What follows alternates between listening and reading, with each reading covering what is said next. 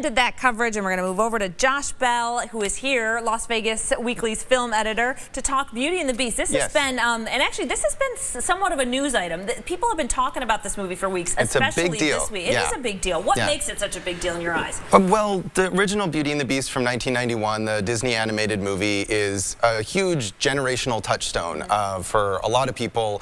I guess probably around my age, and people in their 30s who watched it as a kid, and it was the only animated movie ever nominated for Best Picture, and it's now become this live action and CGI movie that's part of this big trend that Disney is going through right now of remaking all their classic animated movies. So there's a lot of anticipation, I think, because of the nostalgia factor, because of the Disney branding factor, and how are they going to repackage this movie and this story that so many people loved from their childhood. Right. Now, I did see like the Cinderella version. Yes, there was Cinderella. Is similar to that.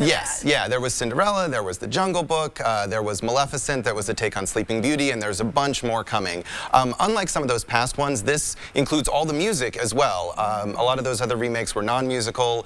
This one includes all the songs from the original Beauty and the Beast, as well as some new songs, so that they can get some Oscar nominations. Right.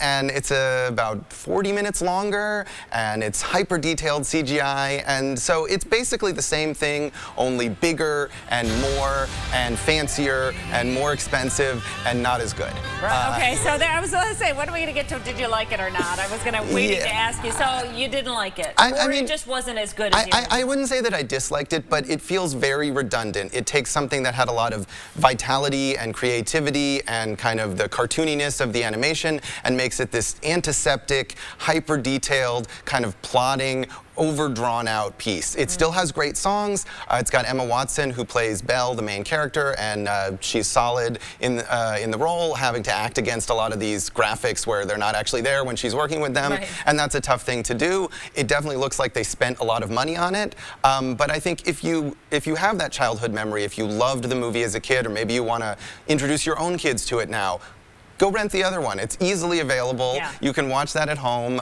It's more entertaining, and it's got more creativity to it. I think this one is just about making more money. Okay. Yeah. Because I know that you really liked Cinderella. I remember that. That is not true. Oh, it's not true? Sorry, I thought that was you. Guess not. I really liked Cinderella. Well, you didn't like Cinderella. I haven't really liked any of these, like honestly. Cinderella. I feel like all of these Disney live-action remakes do the same thing. They make it bigger and fancier and less interesting and less lively, and it's just it's disappointing to watch these. When you make changes to something, it's tough, you know. Well, I think the thing is, if they made more changes, it might have been better. But because they're trying to recreate something, it's a poor comparison, I think. Yeah. Okay, interesting. All right, well, Beauty and the Beast, it's okay. Thanks, Josh.